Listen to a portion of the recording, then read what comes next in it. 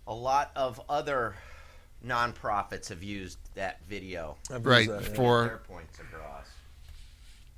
so, All right, 30 minutes after the hour on Monday, the first day of the rest of your life, first day of our new life, back to what we cut our teeth on in Florida Security Council and the United West. If you're just tuning in, Tom Trento, your host here. If you're going, why has he got like Ferrari stuff all over? Why? What have you been in a friggin' cave all day? Hey, what's the matter with these people, T? Ferrari won the Formula One race in Hungary, the Hungaroring, name of the track, in Hungary yesterday. And we are dedicating this show to Ferrari. And maybe somebody in the Ferrari factory will hear this and send us a gigantic check, maybe. this is for you, Jules. There's Sebastian Vettel, German, who won the race, drives for Ferrari. He's a three-time world Hey, champion. why can't we get an Italian to drive a race for Ferrari again? You know, we don't even have any Americans running in Formula One anymore. That was a dream of mine. So I come from years and years and years of racing sports cars, Ferraris, Porsches, Alphas, all those things. And when you've done that, and those of you who have done that, it's a bug that never leaves you, and you don't ever want it to leave you. It's very exciting. Last year, while in Maranello, I also had the opportunity to go to the little tiny country of Monaco and go to the Formula One race at Monaco, where somebody stole my phone. But that's another story. Actually, I left it, and they picked it up, so they didn't really steal it. But they could have returned it. But in any event, today what we're doing is we're ending our run. No more enemies of the state by the United West. Today's our last day, last show. Tomorrow on WSBR Radio, I believe there'll be 2 shows taking our time slot, 2 half-hour shows, and they're not going to be anything related to this, and they probably don't even want us talking about it. That's how great, wonderfully people love us so much. We're radioactive to people, you know. But we're not disappointed, not depressed, a little bit, but we're excited about the future, because before we got in radio, we traveled the United States and different parts of the world, and we went to the jihadis, we recorded information, and then we put short pieces together for attacking Islamic Jihad in the United States very effectively from an activist Here's a point good of view. piece from that. It's the one where we had, remember this one where we had Senator Abella. This is like kind of a best of show here in a way. In a way, yeah, this And was this good. is, This was. here, Hi, Tom Trento with the United West on Sunday, September 23rd, 2012, Midtown Manhattan at the Muslim Parade. And we're going to show you a whole bunch of stuff about the parade at some point, but right now we got to draw attention to breaking news.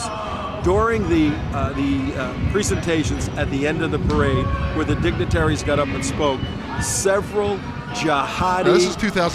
individuals spoke. Well, one in particular was an imam from Brooklyn we went on the air. who Oh, no. condemned the Yeah, United right States before we and called for blasphemy laws to be written by the United Nations, by the United Right States, after and by Benghazi. President Right Obama after Benghazi. against anyone who blasphemed the Prophet.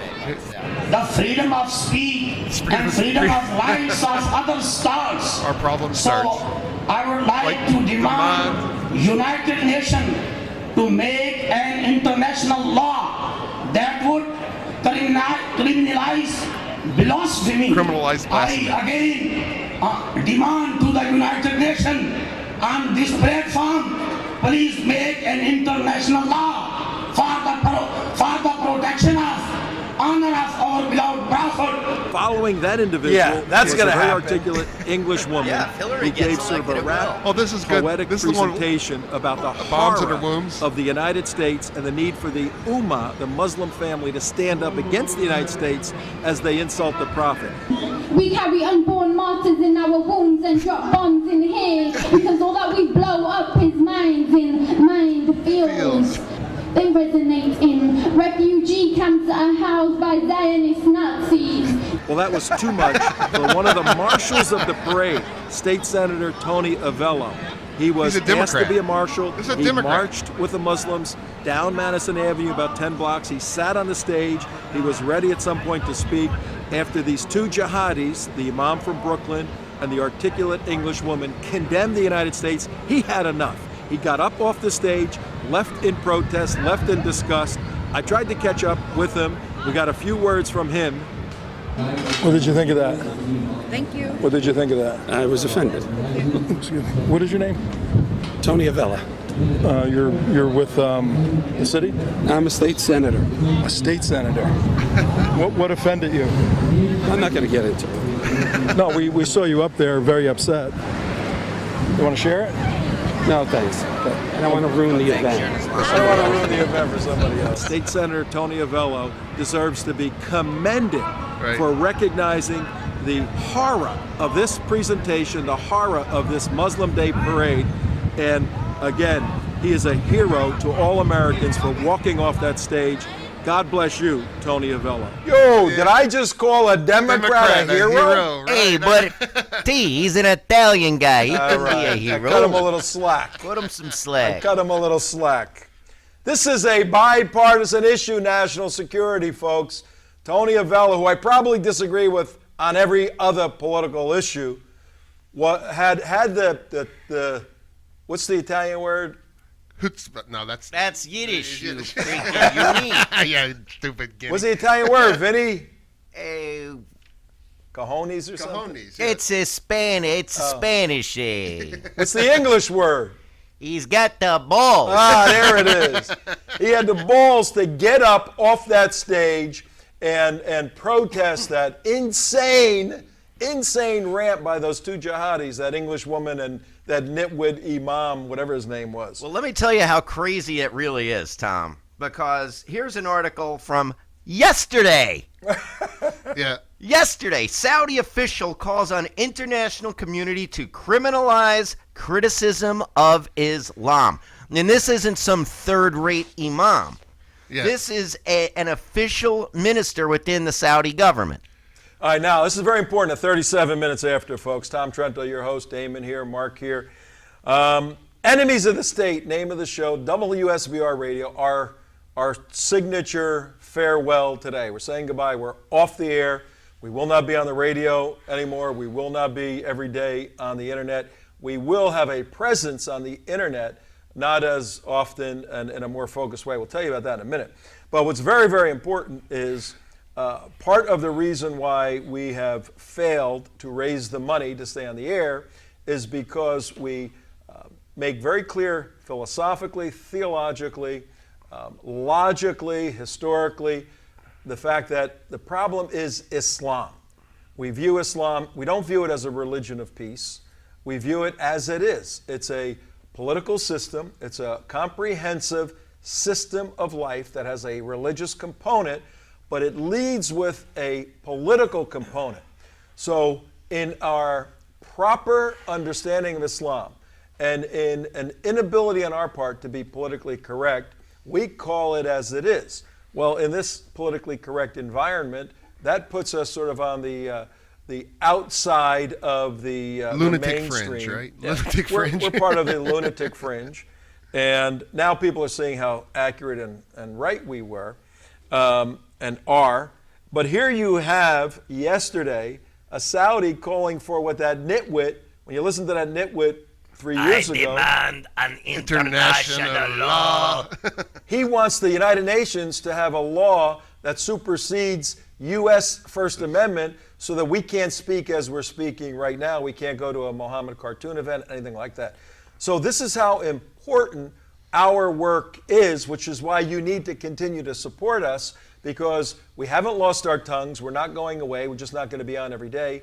And I dare any of you to count on one hand the number of organizations that call Islam as it is. You'll hear qualifiers or little caveats. Radical Islam. Yeah, radical Extremist Islam. Extremism. Perverters. Hijackers. Hijackers. Lone wolves. You'll hear all of that. And it's until you have the capability to truly strip away the veneer and name the enemy. And the enemy is the system of Islam. We make a very humane distinction between human beings, and I've said this a million times, who are born and raised in an Islamic culture and life and may not buy into it. In fact, many Westerners don't buy into the Sharia Bosch in all aspects. Fawston, primary example number Sure. one. The winner of the Draw Muhammad. So do not tell us we can't critique Judaism as a system, Christianity as a system, Hinduism as a system, or Islam as a system, or any religion as a system. That's the beauty of an open society that has the freedom to speak critically. That doesn't apply to Islam. So in us going off the air, sadly, the viewership and listenership loses a very pointed, accurate voice on Islam as being the problem. But continue to support us because that message will come out. Well, look at it this way, though, Tom. You talk about continue to support us because when we're on the air, we have a harder time doing stuff like this in the streets in New York and everywhere else.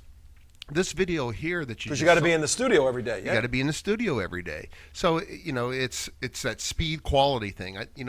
These are high quality videos that we put out that are out there that really put it in your face. So you have one video that gets 250,000 hits, or you get a daily show that gets you thousands of hits and the radio listening on it. So it's kind of a trade off. What do you want?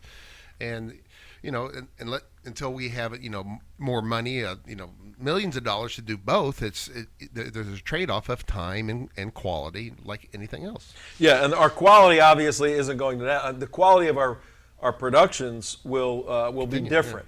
Yeah. We produce, again, this show is produced live essentially. We usually tape it a couple of hours before we air it, but there's no tremendous post-production in terms of B-roll and all that. All that is the thoughtful pre-production. We do an hour or so at the end. Well, and these things are amazing. They're television shows. We know because we look at all the stuff out there, and very few people, I mean, one or two people that we know of are doing anything like this. A regular show I don't know anybody doing a regular show every day. It's a television show that is unfettered in its critical capability to name Islam as the enemy. I don't know anybody doing that. And if I miss somebody, let me know who it is. Because we don't know of them and our hat is off to them. Our Ferrari hat is off to them. Right. So, now, what are we going to be doing at 43 minutes after the hour? That's what the folks want to know. All right, you guys have done some great stuff. You've had a lot of fun. You've touched my life. And we know we've touched many, many lives. What will you guys be doing? Well, I happen to have a list right here. Put on my peepers, and where are we going? We're going to go back to producing micro-series. Somebody explain that while I make sure my cigar doesn't go out. Here's a good example is, for example, this got a tremendous lot of play, and this is what you remember the whole series where they had who speaks for Islam and what a million Muslims think, and there's this whole big propaganda campaign by the left and Muslims to give that argument in a positive way. Well, all we just showed the real numbers, and we had one called what a billion Muslims truly think. And we actually showed up graphs, and here's just a little clip of it. Right now, the name of the movie is What 1 Billion Muslims Really Think. And we've looked at the Gallup poll, Pew poll, CIA information, other intelligence sources. Thomas Friedman, tremendous writer. His is that the Muslim narrative, the story that actually exists about the way a Muslim thinks is exactly what I'm going to show you right now. Take a look at this. What 1 billion Muslims truly think. We've all seen Muslims involved in worldwide unrest and destruction. Well, the first question to ask is about 9/11. The question that's been asked in many polls is, were Arabs involved in destroying the Twin Towers in 9/11 in New York? And if you look at this bit of information, a study was done, asked of Muslims worldwide, in Indonesia, in Egypt, in Turkey, Jordan, in Germany, in France, in Spain. Wisconsin. And look at the totality of the responses. Looking at the graphs, the white section is no Muslims were involved in 9/11. No Arabs were involved in 9/11. And the green part is, well, we're not quite sure. We're not quite sure if Saudi Arabia. Now you look at these types of numbers, and we went through this whole thing and showed what everybody thought about. They said 90% of them think that was done by Jews or somebody else. Of course. That is quite clear. That's Abdullah, you're here, my man. Yes. Tom, I could not miss your last day on the air. It is a very special day for me. Well, a very special day in what way? I could not be happier to find out that you are off the air. But you won't be here anymore. Tom, I can always check up on you. I am just happy that you're not spreading your Islamophobic message around the airwaves. Okay. No problem. No problem. Don't let Abdullah out, okay? Do not let him out. Okay, no problem, Abdullah. We appreciate your sparkling commentary and your insight over these past 3 years. So we have some food prepared for you downstairs. And is it halal? And we have a limo picking you up to take you home today. Oh, fantastic. Thank you very much, Kufar. It's coming from the Meadowlands in New Jersey to pick you up. Oh, I hope you're not taking me to see your buried union leader. What is his name? You're good. You know, you're good. We love you, Abdullah. You always say, Tom, you hate Islam, not the Muslim. That's why I feel safe here. I see. Okay. That's a good point. And we've never hurt you, have we? Never. In years, you have never once laid hand on me. See? Because I would chop it off. No, we repudiate physical violence unless, of course, you're in a war fighting bad people. Right. Let our soldiers fight. But in terms of the United States, and here's where we disagree with some of our conservative friends who call for revolution and all of that, and this is a very important point. And if you get nothing out of this, remember, Ferrari, if you get nothing out of this, recognize that we don't need a revolution in the United States. This is not King George in a foreign country with a colony. We selected this president twice. We can't revolt against ourselves unless we do that 469 days, I think it is. Yeah. 469 days from today's the election. That's where the revolution takes place. So put your guns down and all your crazy talk about revolution, all that. Get your asses in gear and get Christians out to vote. And we got to find the right candidate, and that may be a little more difficult than we think. Yeah. But Mark, that piece you just played, where this big propaganda movie came out, and we did a hit piece on it, was phenomenal. Yeah. That's the kind of work we're going to continue to do. And that video there had over 250,000 hits. I mean, it wasn't just on our site alone, but it got picked up. You go there and Google it, it's all over the place. So these videos that we put out, stuff like this, like, for example, Dearborn, Muslim stoning, 2 million hits just on our site alone, and spread all throughout the country. And right now it's in the Sixth Circuit Court of Appeals, ready to be adjudicated. And these are game-changing moments so that we're not just doing videos. We're not just a Glenn Beck show. We're not just a Hannity show, just out there talking about the news of the day. We're actually making a difference. He is so rude to my friend Anjem. And it's we do a lot of stuff, like for Rivka Berry, for example. We did. Wow, that's a blast from the past. Yeah, we go all the way back to. I mean, little stuff like this, and I think there is a piece there of me in the early days. I think even before. Was it before? Yeah, here it is. I think it's before we even met. Right here. The Christian bitch. Right. What? Must die. Re-rack that. What did I just say? Yeah. Did you? This is the Florida Security Council days. Wow, this is going back to. Oh, this is old days. This is old days.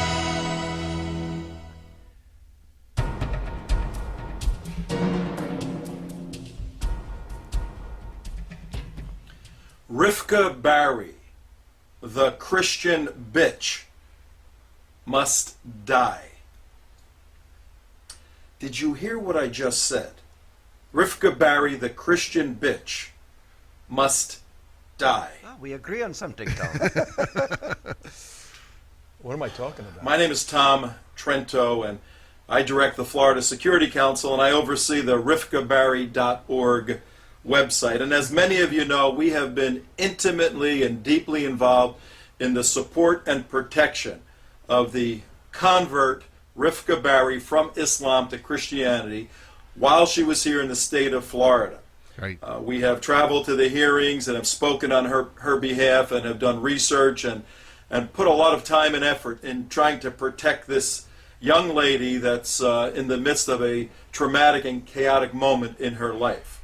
Well, my opening words, Rivka Berry, the Christian bitch must die, were just a few of the words that we received the other day in a death threat against Rivka Berry that was sent to us. Okay. And for the first time publicly, I'm revealing that. Yeah, and I've decided to do it this way because of two reasons. One, if Rivka Barry is returned to her parents, reunified with her parents, she will die.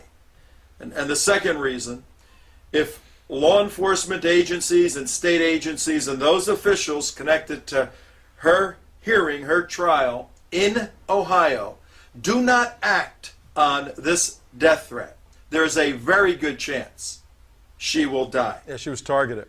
It was. And yeah, I think you got involved, Mark, using your computer knowledge. Yeah, I got called up. They wanted a expert testimony on trace routes and everything like that. Well, I was a network engineer for years, Cisco, and so that's what we did. We found where it came from. I actually tracked it down all the way back down to where was it? It's Sri Lanka. Sri Lanka. That's it. It was Oh, Sri I thought Lanka. that was how we met. I traced it all the way Traced it back. to Imam Abdullah's house, to his laptop. It went through about 3 or 4 different servers, but it was easily trackable. It's like following a trail of breadcrumbs, and boom, boom, boom, boom, and there it was. And it was used in testimony in the court hearing for Rivka's, for her emancipation. For emancipation. Because she was under 18 at the time. And it made a big difference in the trial. Says, yeah, okay, she's definitely getting threats from around the world. And it was just one of many reasons, but it was, and this is the stuff we did in the background, trying to, help this woman When you live. say underage, how old was she? She was 15, wasn't What it? kind of underage is this? Well, that is old woman where I come from. Yeah, you can marry her. At that time, I think Twice. she was 17, because we were trying to move toward her getting to be 18 and all of this stuff. But she was not harmed because law enforcement did what they were supposed to do, and other stuff took place. And recently, she just wrote a book. She's been making the rounds on Fox and other places. She's coming a, back a out? Christian, going to tell her story, and she's like a Christian minister, little lady now. It's great. So we've done phenomenal stuff, but that was very rewarding knowing we helped her. And look, the Blake up in, we can use his name, I guess. Blake Lorenz was the main guy, he and his wife taking care of her. Robert Spencer, Pamela got behind us. Many, many people did. This was a joint effort. A lot of concerned people helping her out. But that's a blast from the past. Going forward. Well, hold on. Go ahead. Good. I just want to play one other thing that we made a tremendous amount of difference in. Hi, Tom Trento here in front of the Ground Zero Mosque in New York City. But today we're bringing you an investigative report about a mosque in Florida that is raising money for Hamas. You're not going to believe what you're about to see. Send this video all over the United States, please. Real quick, just give somebody a starting point on the Muslim Brotherhood. If you don't know who the Muslim Brotherhood is. And anyway, the culmination of this whole story was that was right here. Back in June. It was June 14th, 2009, and we had. That was 2009. That was 2009. Yep. Well, yeah, that was the mosque in Orlando. And where can people find this stuff? We're running out of our clock on our last day. Yeah, you just Orlando Mosque Funds Hamas, the United West. A lot of the stuff was on J. Mark Campbell's site too, but it's easily findable. Just if you want to see some of this, you can contact us or go to our YouTube account or J. Mark Campbell and just put in a Google search for these various things. Yes, so we've had a very interesting past. Then when we got into the radio, we want to change public policy. We want public policy to be so constructed that it comprehensively protects Americans from terrorism, from Islamic jihad, and from the hardcore leftists. To change public policy, you have to change public opinion. So everything we do is geared toward creating a thought process in the minds of the viewers or listeners. It is called Islamophobia. Or propaganda, either one. And when we're on the radio, we have a daily opportunity to move people gently in a particular direction through persuasion of evidence and fact. When we do these short videos, it's a little more pointed. We have to have a little more stuff pumped into the videos with a precise point and action step. Just different ways of moving public opinion in order to change public policy. People think mosques should be banned. Well, we can't take that off the table because a mosque is not a religious place like a synagogue or a church. But how do you change the thinking to ban a mosque in the United States? Like the one in New York, yeah. Yeah, you can simply say a mosque, if it violates a certain degree of laws, then it should be shut down, just like these Nazi churches that have popped up here and there by the KKK should be shut down. So this is common sense stuff, but this is how we try to move public opinion to change public policy. That's what we're in the business. Can you ban guns from a gun? Can you ban Muslims from going to the gun store? Probably not, but you can do it with care or stuff like that. You can ban different groups. That's another option. I'm glad you brought that up, Mark, because last week I think we alluded to this situation popping up in northern Florida, in the Orlando or Villages area. Inverness. Yeah. About a gun shop owner who wants to ban Sharia and Muslims, whatever. And CARE got involved, Council of American Islamic Relations. Well, we've been on CARE's case for a long time. And you will see in the near future what we call a micro series, an investigative series into the leadership of CARE, into CARE. We've done this before, but there's new information that's come out that needs to be exposed to the public. And CARE is a terrorist organization, and anyone associated with CARE is a terrorist. So we will do that kind of work, and you will see that. We're also going to be working on documentaries. The Clarion Project is a great organization, clarionproject.org. They produced Radical Islam, Obsession, Radical Islam's war against the West. They produced a Third Jihad. They produced Iranium. They do these 1-hour documentaries that are absolutely wonderful. You can get an education millions in 1 hour. We're going to do the same thing. And so we're going to be producing those kinds of documentaries. We've got to raise a little money for that. But our future looks great, and we're never letting up on President Obama. We believe he is an enemy of the state, an ideological enemy of the state.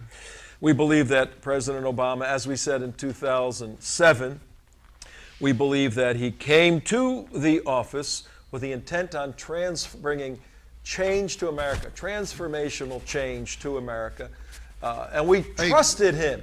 We accepted him at face value because we understood his philosophical background. We understood his cultural background, his Marxist roots. We understood that his intent was to change America, to decrease. Hey, we have a visitor here, Tom. We have a visitor. I thought he would just walk on while I was talking. Yeah, we do have a visitor. We understood that he would. Oh my word! Excuse me. I'm sorry.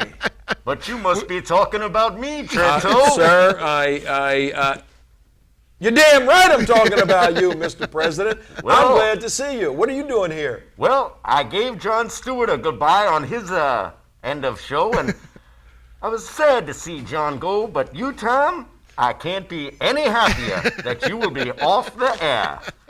Thank you for not being successful and preventing my failing re-election on the air. Okay. And you have a wonderful rest of your career, and leave me alone. Okay. Whoa, my word. You're going to send off by President Obama himself. That was amazing. His hand's slimy and sticky and wet. Or what? There it is, ladies and gentlemen. President Obama just came and thanked us for failing and told us to leave him alone. That's right. 2 points, Mr. President. We didn't fail, and we ain't leaving you alone, sir. That's for sure. We're coming after you. We're going to expose you for the ideological enemy you are to the United States.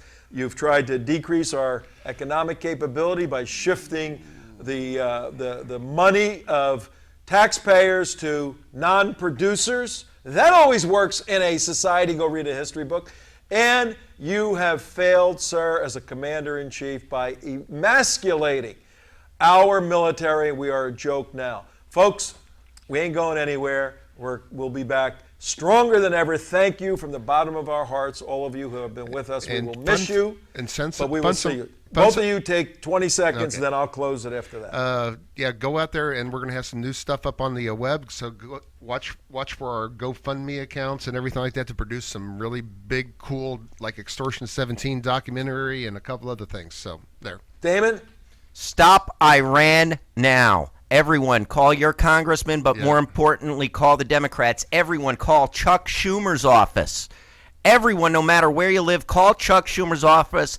Tell him no deal. And then as soon as this deal stops, start the impeachment process and that's on Obama. That's going to be our message for the next 2 months. We're going to work diligently, need your help on stopping Iran. That is the most critical, existential, and actual threat to Israel, to America right now. Thank you all for a wonderful run. We'll see you somewhere. Bye-bye. Bye-bye.